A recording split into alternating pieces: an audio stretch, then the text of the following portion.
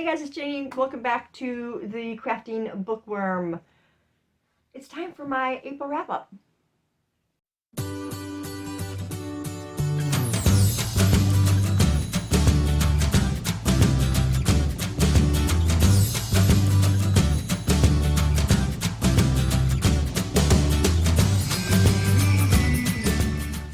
Okay, welcome back everyone. If you're new here, welcome. I appreciate it. So yeah, this is my April wrap-up. I read 4 books in the month of April, which is pretty much the norm for me now. Between, my grandson here and then my crafting time, reading has kind of dropped off because I used to read between 6 and 8 books in a week. And now I'm down to 4. But you know what? I will take it. Anytime that I get to read is amazing. So, the first book that I read here is called The Stars Are Dying. This is by C.C. Penaranda. And let's go ahead and read to you what this is about. I got my laptop right here. That's what I'm reading from. In a world abandoned by the celestial guardians and loth to suffer a tyrant's king reign, all Australia knows is safety and seclusion. With fragmented memories of only 5 years of her life, she's determined to discover more about her past, even if it means fleeing the cruel arms that hold her safe from the wicked vampires rumored to roam the land. But when Estrella stumbles upon the mysterious knight, she soon realizes determination alone isn't enough to guard her heart. He lingers like the darkness that expands between the stars, and soon she discovers her captor's wicked means of control weren't based on a lie to keep her under locks after all. In her desperation, Estrella accepts Knight's help before she can decide if she might have sold her allegiance to one of the bloodthirsty beings that people of her world fear. Once their bargain is struck, Estrella's chance to escape comes in the form of accompanying her best friend Cassia to the King's Central.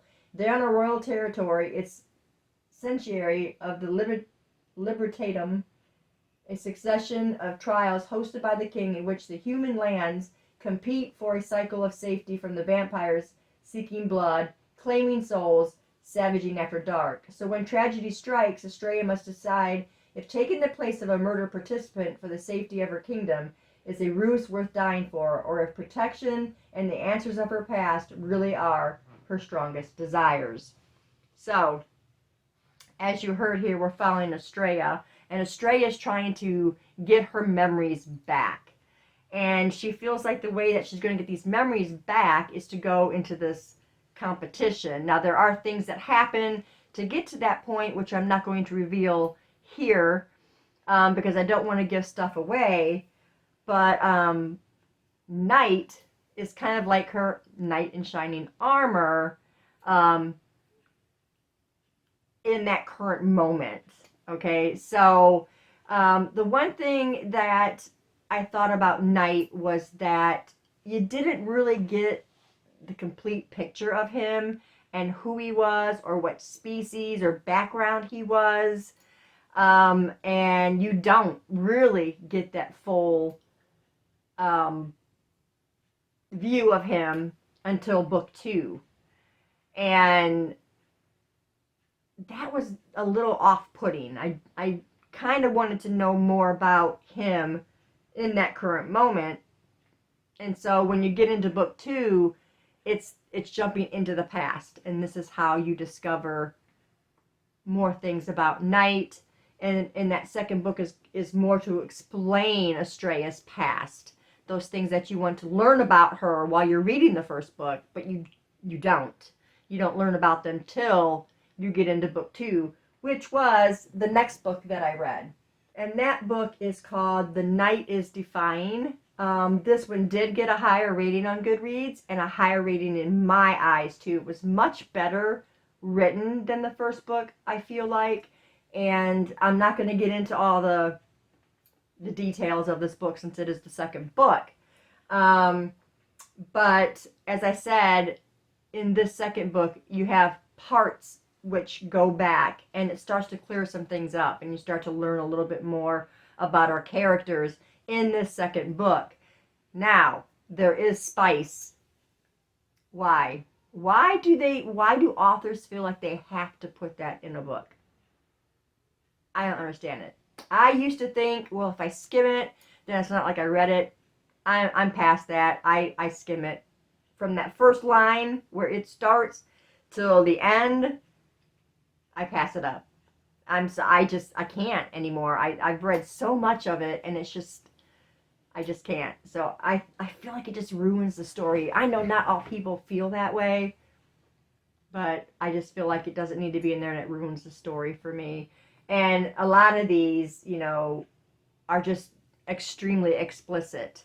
When it gets to the extremely explicit level, it's too much. So anyway, those two books, it was either 3.5 or 4 stars that I rated. I think it was 4 stars for the second book, maybe 3.5 for the first book. I don't remember for sure. Let's see. Oh, both of them 4 stars. So I guess I should have maybe rated The Night is Defying a little higher than 4 stars because I really enjoyed it more than the first one. Okay, so the next book that I read was The Women by Kristen Hanna. If you guys have been following me and watching me, you know that Kristen Hanna is one of my favorite authors. And I was supposed to read this book last year and I never got to it. But I did get to it this year. I did a buddy read with 2 of my sisters, and all 3 of us, no, one of my sisters, just one of my sisters, both of us absolutely loved this story. It's very touching. If you are one of those people that feel the tears start to build up when you're reading a book, definitely going to in this book. Let me read the synopsis to you. Okay, this one says, women can be heroes too. When 20-year-old nursing student Frankie McGrath hears these unexpected words, it is a revelation. Raised on California's idyllic Coronado Island and sheltered by her conservative parents, she has always prided herself on doing the right thing, being a good girl. But in 1965, the world is changing and she suddenly imagines a different path for her life. When her brother ships out to serve in Vietnam, she impulsively joins the Army Nurses Corps and follows his path. As green and inexperienced as the young men sent to Vietnam to fight, Frankie is overwhelmed by the chaos and destruction of the world, as well as the unexpected trauma of coming home to a changed America. Frankie will also discover the true value of female friendship and the heartbreak that love can cause. The Women is the story of one woman who goes to war but shines a light on the story of all women who put themselves in harm's way to help others. Okay, so this book really kind of like touched base with me because my dad fought in the Vietnam War.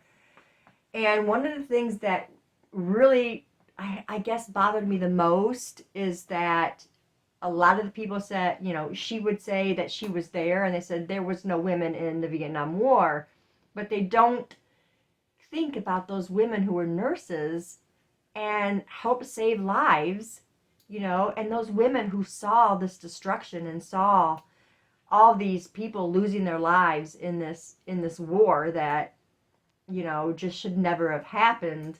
And I can remember we were trying to get to the Veterans Memorial gravestone thing for my dad, and I can remember them saying that the Vietnam War didn't count for that. And that just bothered me so bad, and it's bothered me ever since then. And so reading this book just brought so much more to light of how horrifying the Vietnam War was, and those things that were happening that shouldn't have been happening. Very poignant story, just really touched me in so many different ways, and I would just sit and read and then, cry over parts of the book. And, Bobby had warned me of this. She had told me she had read it, and it's very, it's a tearjerker. It's really going to make you cry, and it really, really does. And just the mentality part of it when she would go home and be treated badly by her parents and people that she surrounded herself with every day, and the way they would just look at her differently because she was there. And they look at the Vietnam as being horrifying.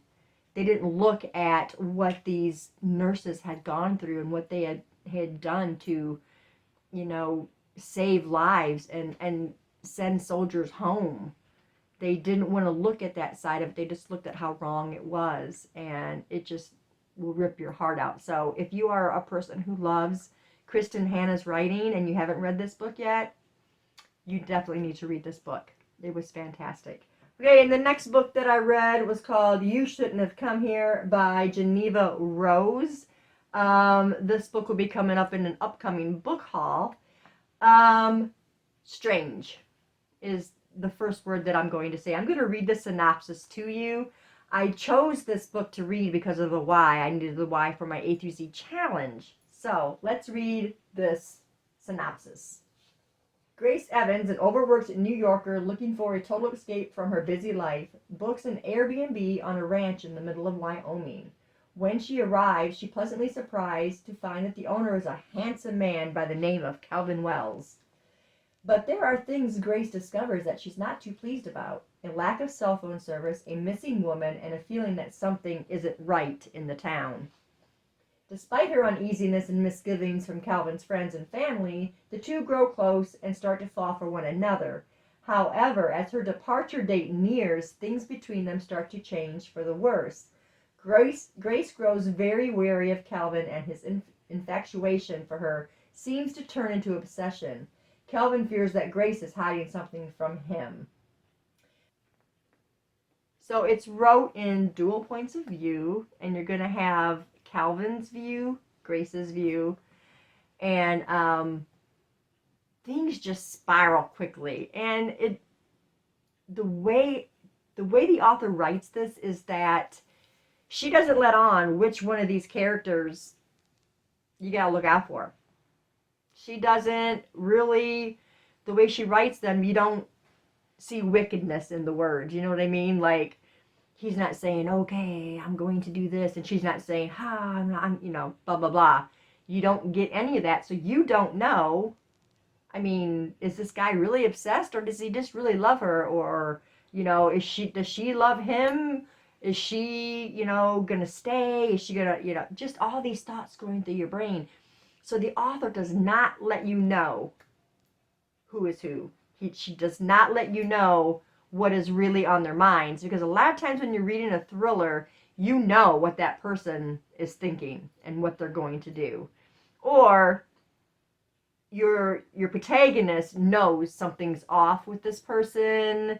You don't you don't necessarily like meet them, but you've got an inkling of what's going on, and you know the thoughts of your protagonist, right? You don't really know any of the wicked thoughts or evil thoughts they might have when you're reading it. So you're like being strung along, just like you're one of the characters. And there was a couple sex scenes. What is it, you guys? I feel like all these books just have to have something about sex in them. So there was, and there was a dream too. There was a dream that was it just really made me want to gag, because it was appalling and disgusting, and just, I didn't really see it coming. It's from the eyes of a maniacal person, like this dream. So it's not like an explicit, fun sex scene. It's just horrifying. That's all I'm going to say. I'm not going to keep going on about it. But anyway, there's not a whole bunch of it in there, so I was okay. I was like, where's the thriller stuff? I'm not reading the thriller stuff. And then pow, things just start happening, and you find yourself trying to figure out what's going on. So the author does not let you know, so you got to read it and figure it out. I did end up rating it 3.5 stars because the way that it was flowing, it's hard to explain. And then these gross things just kind of, I feel like it had so much more potential than what it did, if that makes sense. That should make sense. But anyway, if you like those thrillers where you are caught blindsided, then this is probably going to be one of those great books for you to read. Like I said, it was enjoyable to parts, and then not so enjoyable in others. But yeah, those are the 4 books that I read for April. If you have read any of these books, let me know down in the comments below. And I'd like to have a chat about, especially this last book, what you thought of the format of writing if you've read it. But yeah, that is all I've got for you guys today. I thank you so much for staying tuned, and I'll see you in the next video. Bye.